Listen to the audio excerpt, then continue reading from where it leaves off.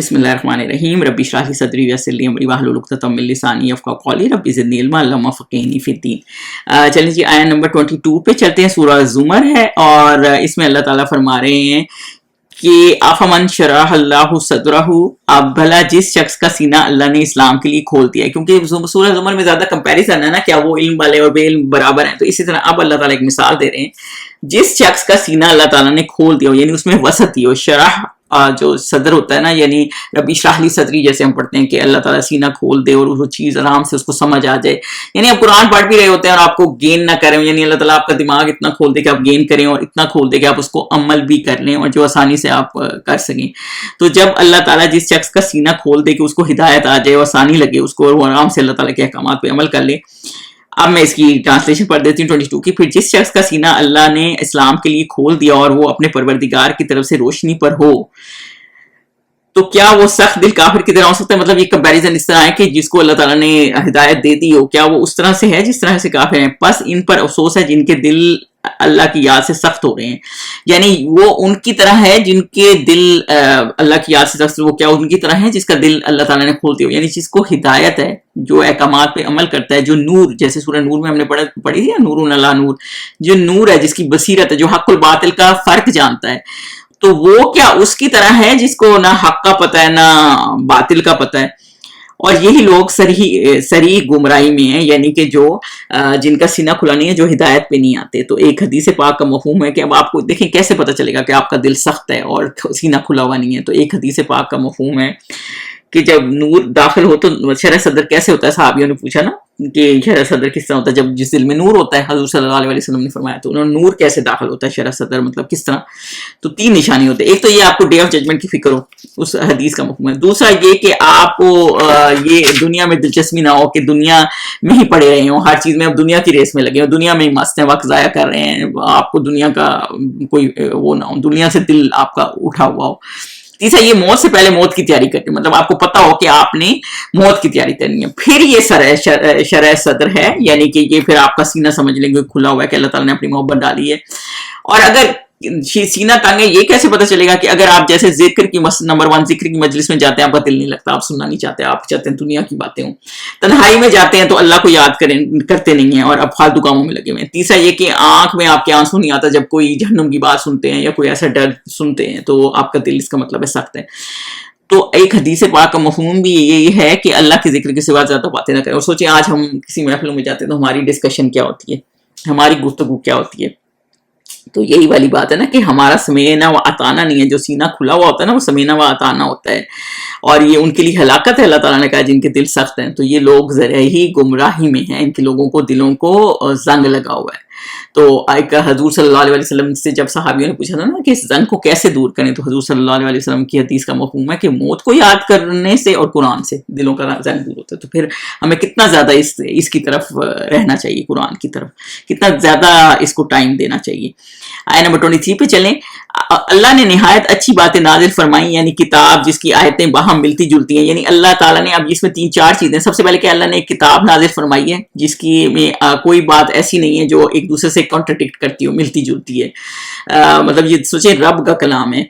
अच्छी बातें नाजिल फरमाई जो आपके फायदे के लिए हैं, जो अहकामात अल्लाह ताला ने दिए और इस किताब में, जिसकी आयतें मिलती जुलती हैं, यानी कोई कॉन्ट्रडिक्ट नहीं है कि एक आयत में कुछ और है, एक सूरत में दूसरी में वो है, या एक स्टोरी किसी प्रॉफिट की आई है और दूसरी में कुछ और, इस तरह से कि पिछली से मैच नहीं करती, सब आपस में मैच करती हैं, मिलती जुलती हैं और दोहराई जाती है। यानी कि तीसरी बात ये कि इसको दोहराई जाने वाली है, यानी नबियों की स्टोरियां बार बार नसीहत है, इसमें बार बार जिक्र है कि अल्लाह की तरफ लौट के आना है, ताकि बंदे को बार बार का रिमाइंडर दिया जाता है कि भाई आखिर आपका अंजाम भी ऐसे ही होना है, अगर हर किसी ने मर जाना है। और अल्लाह ताला ने बार बार अपनी मौजज़ात दिखाए हैं ताकि आप तदब्बुर करें, ताकि अगर कोई चीज़ मिस कर गए हैं तो वो फिर उस पर काम करें, और अहकामात दिए जाते हैं, बार बार दोहराई जाती हैं ताकि लोग इस पर अमल करें ज़्यादा से ज़्यादा। और चौथी बात है, जो लोग अपने परवरदिगार से डरते हैं इनके बदन के इससे रोंगटे खड़े हो जाते हैं, यानी कि जो अल्लाह ताला की जहन्नुम के और ये अज़ाबों की कहानियां सुनते हैं ना, तो उनकी स्किन खड़ी हो जाती है, उनको खौफ आता है कि हम भी ऐसे गुनाह ना कर बैठे जैसे حضرت عمر تھے تو ایک دفعہ انہوں نے سورہ طٰہٰ پڑھے تھے تو عذاب کے بارے میں آ گیا نا تو پورا دن بیمار رہے. حضرت عمر بن عبدالعزیز کے بارے میں آتا ہے کہ ایک آیت جب انہوں نے پڑھی کہ جیسے گھنی میں وہ زنجیروں سے ڈالا جائے گا، باندھا جائے گا، پھر ڈالا جائے گا، تو انہیں بہت روتے تھے اس بات پہ، حالانکہ دیکھیں وہ اتنے نیک لوگ تھے. تو یہی والا مسئلہ ہے نا کہ اللہ تعالیٰ نے یہ بتایا کہ اس انسان کا یہ ہے کہ جو قرآن کا سنتے ہیں تو ان کے رونگٹے کھڑے ہو جاتے ہیں کہ ہم ان چیزوں سے بچیں، اپنے آپ کو اس چیزوں سے بچاتے ہیں. پھر ان کے بدن اور دل نرم ہو کر اللہ کی یاد کی طرف متوجہ ہو جاتے ہیں، یعنی کہ جب پھر وہ اچھی بات سنتے ہیں، یہ ہدایت کی بات سنتے ہیں، تو پھر ان کے جیسے جنت کی بات سنتے ہیں تو پھر ان کے دل نرم ہو جاتے ہیں کہ اللہ تعالیٰ پھر ہمیں معاف کر دینے والا ہے. یہ سنتے ہیں کہ اللہ تعالیٰ گناہ معاف بھی کر دیتا ہے، اور یہ ہدایت کی باتیں سنتے ہیں اس طرح آپ اللہ کے احکامات کے مطابق چلیں تو اللہ تعالیٰ سیدھے راستے دکھاتا ہے. تو پھر ان کا دل جو ہے نرم پڑ جاتا ہے اور اللہ کی یاد کی طرف متوجہ ہو جاتے ہیں تاکہ ہم زیادہ سے زیادہ ہدایت لے لیں. اور یہی اللہ کی ہدایت ہے جو وہ جس کو چاہتا ہے دیتا ہے، اور یہی اللہ تعالیٰ کی ہدایت ہے کہ وہ جب سنتے ہیں تو اس سے اثر لیتے ہیں اور خوف بھی کھاتے ہیں، اثر بھی لیتے ہیں، اور جب جنت کی بشارت ہوتی ہے تو اس پہ اور زیادہ کوشش کرتے ہیں کہ زیادہ سے زیادہ نیکیاں کریں کہ جنت کی طرف جائیں. اور یہی ہدایت ہے، وہ اس سے جس کو چاہتا ہے ہدایت دیتا ہے، اور جس کو اللہ گمراہ کرے اس کو کوئی ہدایت دینے والا نہیں. یہ ایسا اس کا یہ مطلب نہیں ہے کہ اللہ تعالیٰ نے ہدایت ہی نہیں دی اس لیے ہم ہدایت پہ نہیں. اگر آپ کوشش کریں گے تو اللہ تعالیٰ ہدایت ضرور دیتا ہے. یہ نہیں کہ آپ قرآن سنتے ہیں اور عمل ہی کرنا نہیں چاہتے، کچھ کرنا ہی نہیں چاہتے اور بس کہتے ہیں اللہ رحمان و رحیم ہے اور ہمیں کچھ کرنے کی ضرورت نہیں ہے. نہیں، اللہ تعالیٰ نے قرآن بھیجا ہے تاکہ آپ ایفرٹ کریں. نبیوں کو بھی پھر کیا کرنے کی ضرورت تھی، وہ بھی تو کتنے ایفرٹ کر رہے تھے. تو اس لیے اللہ تعالیٰ کہتے ہیں جو پھر اور جیسے جو اس کی قرآن سنتے ہیں اور پھر توکل اللہ کرتے ہیں نا، ان کا ایمان بڑھتا ہے اور پھر عمل زیادہ سے زیادہ کرنے کی طرح ہوتا ہے. اس طرح نہیں ہو جاتے جیسے یہودیوں کا ہے کہ جیسے کتاب انہوں نے تو اپنی جیسے ایسے کہ گدے کے اوپر بوجھ ڈالا ہوا، جیسے کتاب اس طرح وہ تھے جیسے گدے کے اوپر اپنے کتاب کا بوجھ ڈال دیا، یعنی آپ کوئی پڑھی نہیں، کچھ عمل ہی نہیں کیا.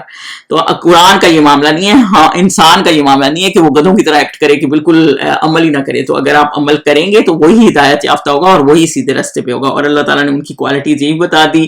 یہ جو چیزیں ہیں کہ وہ یہ کتاب اللہ تعالیٰ نے دے دی جس کی کہانی بار بار ریمائنڈر بھی لوگوں کو دیا، اور جو سنتے ہیں وہ ڈرتے ہیں، ان کے رونگٹے بھی کھڑے ہو جاتے ہیں، اور پھر جب اپنی نرم بھی ہو جاتے ہیں جب وہ اللہ تعالیٰ سے خوشخبری سنتے ہیں اور ہدایت پہ ہوتے ہیں. یہ لوگ ہدایت پہ ہوتے ہیں اور زیادہ سے زیادہ محنت کرتے ہیں.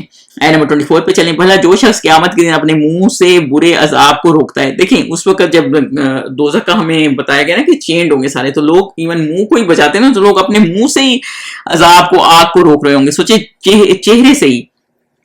اب اللہ تعالیٰ کیونکہ کمپیریزن اس میں بہت زیادہ ہے تو اللہ تعالیٰ بتا رہے ہیں آیت نمبر 24 پہ، بھلا جو شخص قیامت کے دن اپنے منہ سے برے عذاب کو روکتا ہے کیا وہ ویسا ہو سکتا ہے جو چین میں ہو؟ اور ظالموں سے کہا جائے گا کہ جو کچھ تم کرتے رہے تھے اس کو مزے چکھو. تو کیا وہ ویسا ہو سکتا ہے جو چین میں ہو، یعنی کہ جو جنت میں ہو مزے کر رہا ہو، وہ ویسا ہو سکتا ہے؟ تو ظالموں سے یعنی جو جنہوں نے جھٹلایا، انہوں نے اللہ تعالیٰ کہہ رہے ہیں ذوقوا ما کنتم تکسبون، یعنی ظالموں نے جو کچھ کمائی کی اب اس کے ذمہ دار وہ خود ہیں کہ انہوں نے آگے کچھ بھیجا نہیں تو وہ اب اس کے مزہ چکیں. 25 پہ چلیں. جو لوگ ان سے پہلے تھے انہوں نے بھی تکذیب کی تھی، یعنی جو پہلے قومیں آئی تھی کفار مکہ سے پہلے، وہ بھی قومیں تھی جنہوں نے جھٹلایا تھا. تو ان پر عذاب ایسی جگہ سے آ گیا کہ ان کو خبر ہی نہیں تھی، یعنی ان کو خبر ہی نہیں تھی، ایسی جگہ سے عذاب آ گیا، یعنی کہ چیخ سے سارے مر گئے. حضرت جبرائیل نے بستی اپ سائڈ ڈاؤن الٹا دی، مطلب ان کو خبر ہی نہیں تھی کہ اس طرح بھی ان کے ساتھ ہو سکتا ہے، تو ایک دم مر گئے. تو ایسی جگہ سے عذاب آ گیا. جب اللہ تعالیٰ عذاب دیتا ہے نا تو پھر آپ کو خبر بھی نہیں ہوتی کہ اللہ کہاں سے جا کے پکڑتا ہے. 26 پہ چلیں. پھر ان کو اللہ نے دنیا کی زندگی میں رسوائی کا مزہ چکھایا، یعنی دنیا میں بھی ذلت ہوئی، یعنی آج تک ہم قرآن میں ان کی ذلت کی کہانیاں پڑھیں گے کیا انہوں نے کیا اور جس کی وجہ سے ان پہ کتنا عذاب آ گیا. اگلے جان جب یہ قومیں لوگ دیکھیں گے تو کیا سوچیں گے کہ یہی وہ لوگ تھے جو اتنے نافرمانبردار تھے جن پہ اس طرح کا عذاب آیا تھا. پھر ان کو اللہ نے دنیا کی زندگی میں رسوائی کا مزہ چکھا دیا اور آخرت کا عذاب تو بہت بڑا ہے، اور آخرت کا عذاب تو الآخرتی اکبر، یعنی بہت ہی بڑا ہے. کاش یہ سمجھ رکھتے، کاش یہ اس بات کا علم رکھتے، یعنی وہ اس بات کو جان پاتے. لیکن جو نہیں جان پاتے تو پھر جب زندگی ختم ہو جاتی ہے پھر پتہ چلے گا تو پھر آپ کو ریگریٹ کا کوئی فائدہ نہیں ہوگا. 27 پہ چلیں. اور ہم نے لوگوں کو سمجھانے کے لیے ہم نے لوگوں کے لیے اس قرآن میں ہر طرح کی مثالیں بیان کی ہیں تاکہ وہ نصیحت پکڑیں. اللہ تعالیٰ بیان کرتا ہے مثالیں ہر طرح کی. سوچیں بی کی کہ اللہ تعالیٰ نے کس طرح اس کو بھی گائیڈ کیا ہوا ہے، کس طرح اللہ تعالیٰ نے یہ چیزیں بنائی ہیں اور کس طرح اللہ تعالیٰ نے احکامات دیتا ہے. ہر چیز اللہ تعالیٰ نے یہ بیان کیا تاکہ سمجھیں اور نصیحت پکڑیں اور سیدھے راستے پہ آئیں، ہوش کریں، جہنم کی طرف نہ جائیں. اور یہ تک بتایا اللہ تعالیٰ نے کہ شیطان چاہتا ہے کہ میں جیسے جہنم میں جاؤں تو میں گمراہ ہوں تو ان کو بھی گمراہ کروں تاکہ آپ گمراہ نہ ہوں. 28 پہ چلیں. یہ قرآن عربی ہے جس میں کوئی عیب نہیں تاکہ وہ لعلکم یتقون، تاکہ وہ تقوی اختیار کریں گے. دیکھیں کیونکہ پہلا کتاب اتری ہے عرب لوگوں پہ اتری ہے تو کتاب عربی ہے، تو اور دوسری بات یہ کہ عربی زبان میں بلاغت بہت ہے اور اس میں کوئی ہیر پھیر نہیں ہے، سیدھی بات ہے. یعنی عربی زبان میں سیدھی بات ہوتی ہے، اس طرح گھما گھما کے باتیں نہیں ہیں، کوئی اس میں ایوج نہیں ہے نا، کوئی عیب نہیں ہے، کوئی گھما گھما کے باتیں نہیں ہے، سیدھی باتیں ہیں. اور سیدھی تاکہ دل پہ تاکہ اس لیے اثر کرتی ہے اور ہر کوئی اس کو سمجھے. اس کے لیے کوئی آپ کو پی ایچ ڈیز کی ضرورت نہیں ہے، کوئی بھی بندہ قرآن کو پڑھ کے سمجھ سکتا ہے. تو اس لیے اللہ تعالیٰ نے بہت آسان بنائی ہے، اور وجہ اسی کیا ہے تاکہ تم تقوی اختیار کرو، ڈر جاؤ اور عذاب سے بچو. ایک اور مثال اللہ تعالیٰ دے رہے ہیں شرک کرنے والے کی اور مسلمان کی. جیسے جو مومن ہوتا ہے اور جو شرک کرتا ہے اس کی مثال ہے. اللہ ایک مثال بیان کرتا ہے کہ آیت نمبر 29 میں کہ ایک شخص ہے جس میں کئی آدمی شریک ہیں، بدخور ایک آدمی خاص ایک شخص کا غلام ہے، بھلا دونوں کی حالت برابر ہے. یعنی اللہ تعالیٰ اس میں یہ بتا رہے ہیں کہ ایک بندہ جس کے 3-4 مالک ہیں، ایک غلام آپ اس طرح کر لیں جس کے 3-4 مالک ہیں، تو وہ اس کے کتنے لوگوں کو خوش کرنا ہے، اس نے اس کو بھی خوش کرنا ہے، اس کو بھی خوش کرنا ہے. ایک ناراض ہے، دوسری ناراض ہے، یعنی زیادہ خدا ہوں تو جیسے انہوں نے زیادہ بت خدا بنائے ہوئے. اور ایک بندہ جس کا ایک ہی مالک ہے، جیسے مسلمان ہے، اس کا ایک مالک کون ہے؟ اللہ. وہ اور یہ برابر ہے، اس نے صرف اللہ کو ہی خوش کرنا ہے، تو وہ برابر ہے. وہ جو اقبال کا شعر ہے جیسے ایک سجدہ جسے گناہ سمجھتا ہے 1000 سجدوں سے نجات دیتا ہے، کبھی باس کو خدا بنایا ہوا ہے، کبھی دولت کو، کبھی کس کو. تو اللہ تعالیٰ 1000 چیزوں سے بچا دیتا ہے آپ کو، ایک آپ اللہ کی عبادت کریں. تو اللہ تعالیٰ کہہ رہے ہیں وہ کیا برابر ہے؟ بلہ دونوں کی حالت برابر ہے. الحمدللہ. الحمدللہ مطلب یہ ہے کہ اللہ تعالیٰ کہہ رہے ہیں کہ شکر ہے کہ یہ بات تمہیں سمجھ آ گئی کہ دونوں برابر نہیں ہے، اس کا شکر ادا کرو. بلکہ یہ اکثر لوگ نہیں جانتے، اور اکثر لوگ اس چیز کا بل اکثرہم لا یعلمون، اکثر لوگ اس چیز کا علم نہیں رکھتے، یہ بات نہیں سمجھتے. یعنی اتنے خدا، یہ ہندوؤں نے جیسے یہ دولت کی دیوی، یہ اس کی دیوی، اس کی دیوی بنائی ہوتی ہے، اکثر لوگ اس بات کو نہیں سمجھتے. آیت نمبر 30 پہ چلیں. انکا میتم وانہم میتون، یعنی کہ کافروں کو تھا نا کہ اب حضور صلی اللہ علیہ وسلم مر جائے نا کسی طرح تو دین نہیں پھیلے گا، تو اس لیے وہ ان کے مرنے کے پلان بناتے رہتے تھے ان کو مارنے کے. تو اللہ تعالیٰ نے کیا کہا ہے کہ آپ نے بھی مر جانا ہے، حضور صلی اللہ علیہ وسلم نے، کیونکہ ہر کسی نے مرنا ہے، اور یہ بھی مر جائیں گے. یہ کیا رہ جائیں گے؟ تو کافر کیا سوچتے ہیں آپ صلی اللہ علیہ وسلم مر جائیں گے اور یہ رہ جائیں گے؟ تو مطلب ہر کسی کو موت آنی ہے، تو دشمن کی موت مانگنے کا کوئی فائدہ نہیں، موت تو ہر کسی کو آنی ہے. تو اس لیے اللہ تعالیٰ نے اس بات پہ یہ کہا ہے کہ ہر کسی نے مر جانا ہے. آیت نمبر 31 پہ چلیں. پھر تم سب قیامت کے دن اپنے پروردگار کے سامنے جھگڑو گے. تو اللہ تعالیٰ یہ کہہ رہے ہیں قیامت کے دن ہر کوئی جھگڑے گا. ایک حدیث پاک کا مفہوم ہے کہ حضور صلی اللہ علیہ وسلم سے صحابی نے پوچھا کہ اس دنیا میں ہم جھگڑے ہیں تو قیامت میں بھی جھگڑے ہوں گے؟ تو حضور صلی اللہ علیہ وسلم نے کہا ہاں. اس حدیث کا مفہوم ہے یعنی پڑوسی جھگڑیں گے، ظالم جو حاکم ہوگا اس سے اس کے فالوورز لڑیں گے کہ تمہاری وجہ سے ہم یہاں پہنچ گئے. مظلوم ظالم سے لڑے گا، جیسے سینگ والی بکری بے سینگ والی بکری سے لڑے گا. یعنی ادھر بھی پوری عدالت کا مقام ہوگا. مقتول قاتل سے، یعنی کہ مجھے کیوں اس نے بے ناحق ختم کر دیا. تو یہ بات حضرت زبیر نے پوچھی تھی. تو یہ مطلب یہ کہ ادھر بھی لوگ ایک دوسرے سے جھگڑیں گے. آپ یہ سوچیں کہ اتنا نہ یہاں میس پھیلا دیں کہ لوگ آپ کی نیکیاں لے جائیں اور کہیں کہ اس نے میرے ساتھ یہ زیادتی کی وہ زیادتی کی اللہ کے سامنے. 32 پہ چلیں. تو اس سے بڑھ کر ظالم کون جو اللہ پر جھوٹ بولے اور سچی بات جب اس کے پاس پہنچ جائے تو اسے جھٹلائے. یعنی اس سے بڑا ظلم کیا ہے کہ جو اللہ پر جھوٹ باندھے، یعنی کہ اللہ کا حق بات اللہ نے پہنچا دی ہے اور اس کو توڑ موڑ کے بیان کرنا. یا کئی اسکالر ہوتے ہیں نا، آپ آج کے دور میں دیکھیں تو کئی اسکالر ہوتے ہیں تو آیت کا مفہوم ہی بدل دیتے ہیں، یعنی کہ آپ گھوم گھوم کے جھوٹ باندھ رہے ہیں جو اللہ تعالیٰ نے کہا ہی نہیں. تو اس طرح سے اللہ کے اوپر جھوٹ باندھنے والی بات ہے. کئی لوگ کہتے ہیں قرآن میں لکھا اور قرآن میں لکھا ہی نہیں ہوتا. تو آپ مطلب وہ بات کریں جو قرآن میں لکھی ہے، اس لیے بہت دھیان سے قرآن کی بات کرنی چاہیے. تو اب آیت نمبر 32 کو میں پڑھ دیتی ہوں کہ تو اس سے بڑھ کر ظالم کون ہے جو اللہ پر جھوٹ بولے اور سچی بات جب اس کے پاس پہنچ جائے تو اس سے جھٹلائے. کیا جہنم میں کافروں کا ٹھکانہ نہیں ہے؟ یعنی کہ جو اللہ تعالیٰ کہہ رہے ہیں ایسے لوگوں نے جو کفر کیا سزا جہنم ہے ان کے لیے، وہاں ہی جگہ ہے. کیا یہ کافی نہیں ہے ان کے لیے؟ ٹھیک ہے، یہی ٹھیک نہیں ہے ان کے لیے کہ جو اللہ پہ جھوٹ بولتے ہیں اور جھوٹی باتیں اللہ کے نام پہ بناتے ہیں. یہ کتاب اللہ تعالی طرف سے لکھی بھی نہیں ہے، یہ بھی اللہ پہ جھوٹ ہے، یہ اللہ کی طرف سے ہی کتاب آئی ہے. 33 پہ چلیں. اور جو شخص سچی بات لے کر آیا اور جس نے اس کی تصدیق کی وہی لوگ متقی ہیں. یعنی اور جو شخص سچی بات لے کے آیا، یعنی حضور صلی اللہ علیہ وسلم سچی بات لے کے آئے، اور جس نے سب سے پہلے تصدیق کی تھی جو تھے وہ حضرت ابوبکر تھے، اور وہ متقی تھے، وہ مطلب اللہ سے ڈرنے والے تھے، یعنی حق ماننے والے تھے. 34 پہ چلیں. وہ جو چاہیں گے ان کے لیے ان کے پروردگار کے پاس موجود ہے نیکوکاروں کا یہی بدلہ. یعنی جو چاہیں گے, جو نیک لوگ ہوں گے نا, جو تقوی والے لوگ ہوں گے, وہ جو چاہیں گے ان کی ہر خواہش پوری کی جائے گی. دیکھیں دنیا میں ہر خواہش پوری نہیں کی جاتی, لیکن آخرت میں ان کی ہر خواہش پوری کی جائے گی, اور یہ بدلہ ہے اللہ تعالیٰ کا, اور یہ کتنا عظیم بدلہ ہے کہ جو دل میں آئے گا وہ اللہ تعالیٰ پورا کر دے گا. 35 پہ چلیں, تاکہ اللہ ان سے برائیوں کو جو انہوں نے کی دور کر دے, اور نیک کاموں کا جو وہ کرتے رہے ان کا بدلہ دے. اور اللہ جزا ایسی دے گا, محسنین کا ہے نا آگے, محسنین جو احسان مطلب سے بڑھ کے اللہ کرتے ہیں, مطلب اچھائی سے بڑھ کے ان کی خواہش, جو نارمل سے بڑھ کے ان کی خواہشات پوری ہوں گی, وہ احسان کا درجہ ہوتا ہے جو بڑھ کے ہوتا ہے, مور دین بیسٹ جو ہوتا ہے, سب سے بیسٹ ہوتا ہے. اور پھر اللہ تعالیٰ کیا کریں گے, ان کی برائیوں کو, جو ایسے لوگ کو جزا ہوگی ان کے گناہوں کو ڈھانپ دیں گے. لیکفر ہے نا, کفارہ بھی ہوتا ہے, گناہ کی جگہ دے دینا, یعنی کفارہ ہوتا ہے نا اس چیز کا, کفارہ دے دینا کہ گناہ ختم ہو جائے. تو بالکل چھپا دے گا اللہ تعالیٰ محسنین کی گناہوں کو نیکیوں سے بدل دے گا, اور جو نیک کاموں کا جو وہ کرتے رہے ان کا بدلہ دے گا. اور جو ان کو اللہ جزا دے گا جو انہوں نے احسن عمل کیا, جو احسن عمل کیا نا اس کا یہ جزا ہوگا کہ نیک بدل دیں گے. یا پھر اس طرح بھی ہے کہ ان کا ایک جو بیسٹ عمل ہوگا جس کی نیکی سب سے زیادہ ہوگی, باقی جو عام عمل ہوں گے جن کی نیکیاں عام درجے کی ہوں گی, ان کا جو بیسٹ اجر کی نیکی ہوگی نا وہ سارے عام اجر کی نیکیوں کے برابر کر دے گا, بیسٹ اجر. تو یہ اللہ تعالیٰ ان کو یہ فیسلٹیٹ کرے گا. 36 میں چلیں, کیا اللہ اپنے بندوں کو کافی نہیں؟ تو کیا اللہ تعالیٰ یہ کہہ رہے ہیں کہ اللہ کافی نہیں ہے جو تم دوسروں کے پیچھے پڑ رہے ہو, اللہ تعالیٰ اپنے بندوں کو کافی ہے. اور یہ تم کو ان لوگوں سے جو اس کے سوا ہیں, یعنی غیر اللہ کو سے ڈراتے ہیں کہ یہ بتوں کو تم تنگ کرو گے تو تمہارا یہ حال کر دیں گے, اس کو یہ کرو گے. ایک دفعہ حضرت خالد بن ولید جو تھے وہ ان کو اللہ حضور صلی اللہ علیہ وسلم نے حکم دیا کہ آپ اس کا, انہوں نے کمرہ بنایا ہوا تھا, ایک بت کا نام تھا, تو اس کو گرائیں. تو وہ گئے تو انہوں نے محافظ بھی باہر, اس کی سیکیورٹی بھی رکھی ہوئی تھی. تو وہ جب یہ خالد بن ولید گئے تو وہ حضرت خالد بن ولید کو ڈرانے لگا کہ عزا تو بہت طاقتور ہے, تو انہوں نے اس کو توڑ ڈالا, ٹکڑے ٹکڑے کر ڈالا تھا. تو یہ اللہ تعالیٰ کہہ رہے ہیں کہ اللہ کافی نہیں, اور یہ تم کے ان لوگوں کو جو اس کے سوا, یعنی جو شرک کرتے جن سے ڈراتے ہو لوگوں کو, اور جس کو اللہ گمراہ کرے اسے کوئی ہدایت دینے والا نہیں. یعنی جس کو اللہ بھٹکا دینا اس کو کوئی ہدایت دینے والے نہیں, یعنی جن کے دل بند ہوتے ہیں نا پھر بند ہی رہ جاتے ہیں, جو اتنے نافرمانبردار ہوتے ہیں, جو حق سننا نہیں چاہتے. 37 پہ چلیں, اور جس کو اللہ ہدایت دے اس کو کوئی گمراہ کرنے والا نہیں, یعنی اور جس کو اللہ ہدایت دے اس کو کوئی بھٹکا نہیں سکتا. کیا اللہ غالب اور بدلہ لینے والا نہیں ہے؟ یعنی اللہ تعالیٰ ہی ہے. کیا تم یہ سمجھتے ہو کہ اللہ غالب نہیں ہے جو تم بتوں کے پیچھے چلتے ہو؟ اللہ غالب آنے والا ہے, اللہ ہی ہر چیز پہ غالب ہے, اور انتقام یعنی جس سے چاہے جب چاہے انتقام لے لے.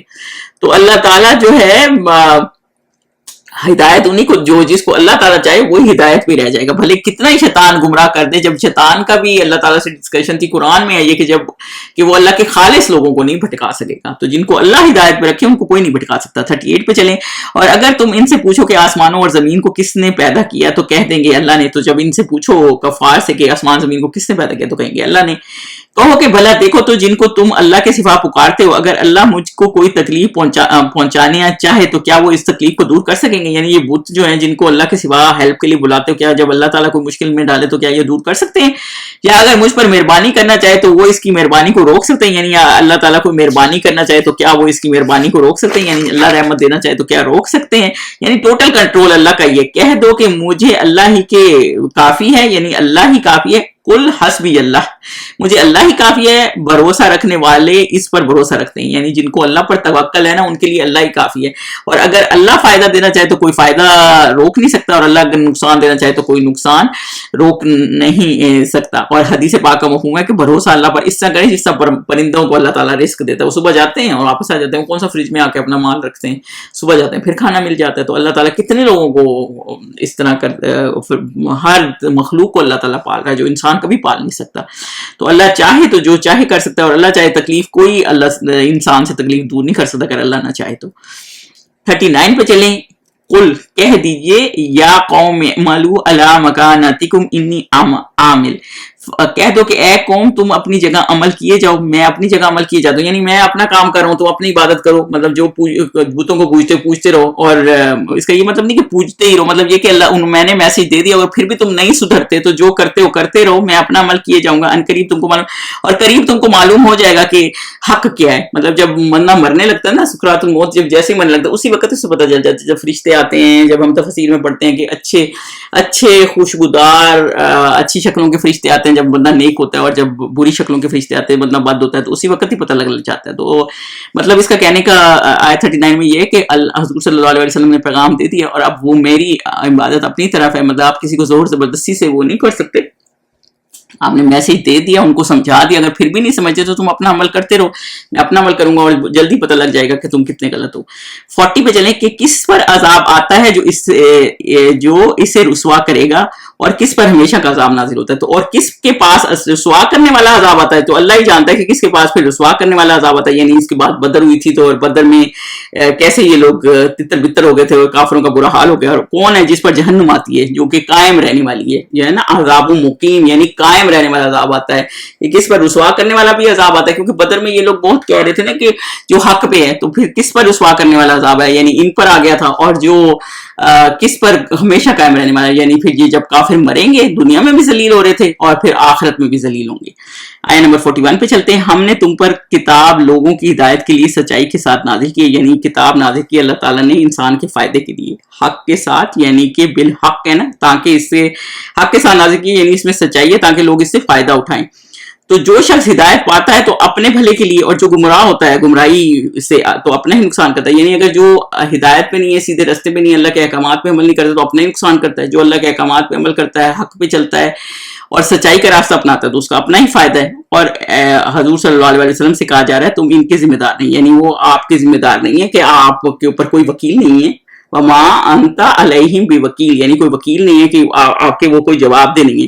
پھر اپنے لیے کوئی خود ہی تباہی چاہے تو یہ حضور صلی اللہ علیہ وسلم کی ذمہ داری نہیں ہے کہ وہ ان کو اس چیز سے, ان کا ذمہ داری یہ ضرور تھی کہ ان کو بچا رہے تھے. جیسے ایک حدیث پاک کا مفہوم ہے نا کہ آگ میں جیسے گر رہے ہیں لوگ اور وہ پکڑ پکڑ کے بچا رہے ہیں, تو وہ بچا رہے تھے, میسج دے رہے تھے, پھر بھی یہ نہیں مانتے تو یہ آگے حضور صلی اللہ علیہ وسلم کی ذمہ داری نہیں ہے, پھر اللہ تعالیٰ ان کو دیکھ لے گا. سبحانک اللہم و بحمدک اشہد ان لا الہ الا انت استغفرک و اتوب الیک.